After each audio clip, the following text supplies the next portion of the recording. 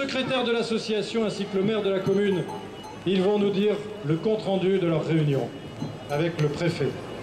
Bonjour, j'ai pris quelques notes. Je vais parler très peu de temps. Je vais vous dire que pour le préfet, le CODERS fonctionne très bien. Il est le respect des institutions, du droit, de la légitimité.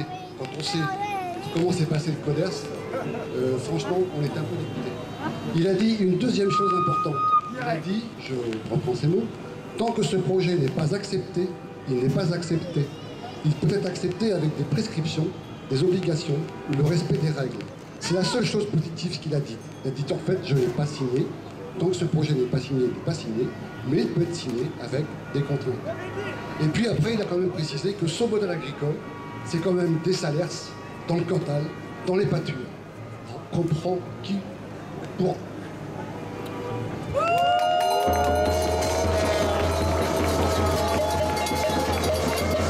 Voilà. Une pensée aussi pour le Druca-le-Plessiel, la commune de Druca-le-Plessiel, puisque son maire, Henri Goré, est également souffrant. Il nous a accompagnés au début, maintenant il a passé la main au premier adjoint, Laurent Parcy, qui donc a bien représenté la commune dans les différentes manifestations, et notamment dans cette réunion, Laurent Parcy pour le Druca-le-Plessiel. Merci. Bon, je vais vous passer ce que j'ai dit au préfet au niveau de la réception que nous avons eue au CODERS, et je vais venir sur le principal. Je lui ai dit, votre signature sur les autorisations de ce projet vous confère une énorme responsabilité. Je vous demande instamment, au nom de mes concitoyens, d'y surseoir. Et je demande un moratoire sur ce genre d'implantation, le temps de laisser les organisations agricoles, les médecins, les scientifiques, les organisations environnementales, tous les autres spécialistes de constituer une base de réflexion objective afin de laisser nos députés faire leur travail et légiférer en toute sérénité, comme nos voisins européens, allemands ou espagnols.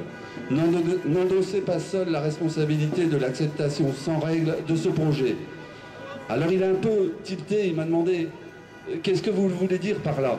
Et j'ai dit devant le manque de règles autour de ce projet, il faudrait que le législateur prenne ses responsabilités et enfin fasse des règles et que M. Rabry soit obligé de s'y contraindre. Excusez-moi.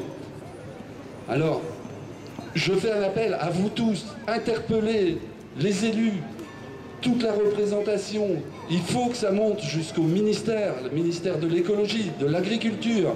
Eux seuls peuvent exiger ce moratoire, eux seuls peuvent légiférer. Et s'ils légifèrent comme en Allemagne, comme en Espagne, c'est 2 km de toute habitation et beaucoup plus de contraintes. Il faut savoir que M. Rabry ne pourrait plus, à l'heure actuelle, présenter ce projet qu'il nous présente en Allemagne, à l'endroit où il a voulu nous faire visiter une implantation. Il n'aurait pas l'autorisation en Allemagne, parce qu'il n'est pas à 2 km. Donc, le préfet a eu l'air de tilter un petit peu, mais c'est à vous tous de vous battre, de continuer la lutte et de remonter beaucoup, beaucoup, beaucoup plus haut. Merci à vous. Bravo. Merci à tous les élus et merci à Laurent Parcy, représentant du maire de Druca-le-Plessiel. Et pour conclure cette manifestation, le président de Novi Sad, Michel Khoury, spécialiste des maladies, des urgences et des animaux, médecin, va nous dire son mot après son entretien avec le préfet. Bon, mesdames, messieurs, bonjour. Bon, ils ont résumé un petit peu l'entretien avec notre préfet. Il était courtois, il nous a écoutés, il n'a rien laissé filtrer. Il a fini pour dire il faut que je prenne une décision. Je pense que je prendrai une bonne décision. Moi, je l'ai fait remarquer qu'il y a une jurisprudence, le préfet de Côte d'Armor, juillet 2011, qui vient de refuser un permis de construire pour un méthaniseur industriel parce que le conseil municipal a voté contre, par respect à la démocratie.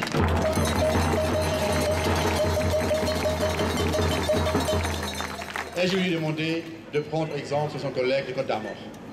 Et il m'a dit qu'il a regardé le dossier. Voilà ce que j'ai à dire sur la réunion. Donc, on attend. Tout d'abord, un grand merci de votre présence à nos côtés pour nous aider à mener ce combat qui dure maintenant depuis plus d'un an. Presque un an, pardon. Merci aux médias présents qui ont jusqu'à ce jour bien relayé nos actions. Merci à toutes les associations, les élus et les partis politiques qui sont à nos côtés depuis le début. Je ne le nommerai pas car ils sont trop nombreux. Ce projet nommé 1000 vaches laitières avec 750 génisses est jumelé à un puissant méthaniseur de 1,5 MW. Ce projet est inédit en France par la taille de l'élevage, 1750 bêtes enfermées, et en Europe par la multiplicité des entrants dans le méthaniseur. Nos Vicennes, nos villages se soucient de leur environnement, mènent ce combat contre les risques sanitaires, environnementaux encourus par ce projet. On n'est pas contre le regroupement des éleveurs, mais on est contre ce projet par sa gouvernance au profit d'un seul promoteur. On n'est pas contre le méthaniseur purement agricole, mais on est contre le méthaniseur industriel sous couvert agricole. On nous a promis l'état de droit. On a eu le passe-droit. On nous a promis des experts indépendants. On a eu des représentants influencés par les services de l'État. L'association Nos Vicennes rassemble depuis plusieurs mois les opposants à ce projet.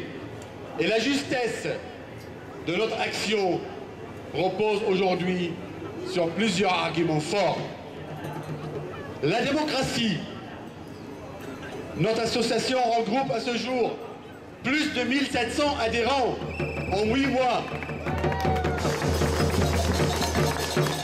Une pétition citoyenne sur le site Havas qui a recueilli presque 23 000 signatures à ce jour.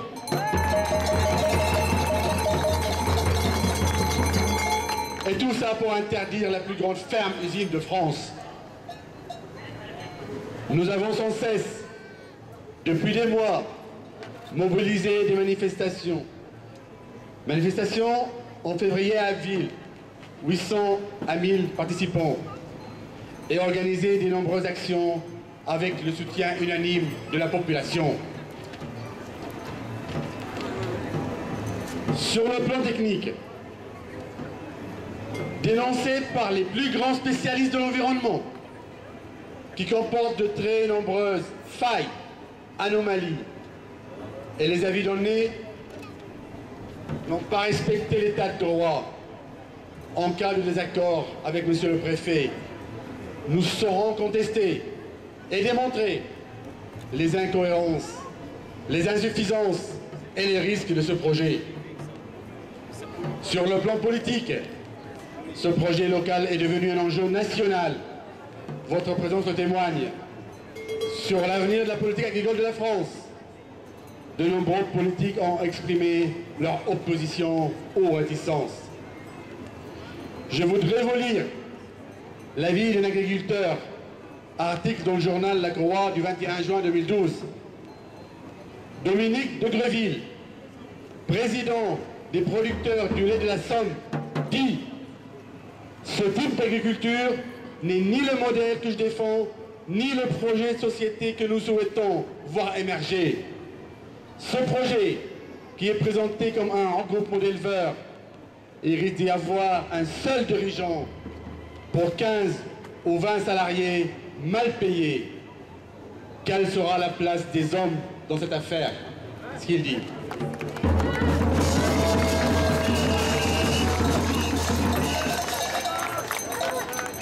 À monsieur le préfet, je le dis et je le redis, le principe de précaution doit s'imposer pour un dossier si décrié et inédit en France et en Europe, par ce montage de ferme avec surtout un méthaniseur mixte aux entrants multiples non uniquement agricole.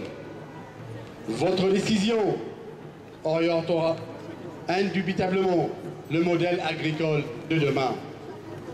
En charge de ce dossier, depuis le début, nous espérons que vous resterez en poste pour assumer toutes les conséquences de votre décision. Un avis favorable au projet entraînerait un conflit durable entre son promoteur et les milliers de riverains et d'autres opposants. Vous avez clairement déclaré, Monsieur le Préfet, être le garant de l'état de droit et de l'intérêt général. Faites-le. La décision vous revient et nous espérons qu'elle prenne en compte la forte expression démocratique présente ce jour et toujours présente et grandissante. Pour toutes ces raisons, je m'adresse à Monsieur le Préfet. Nous vous demandons donc de ne pas délivrer l'autorisation de ce projet. Merci encore.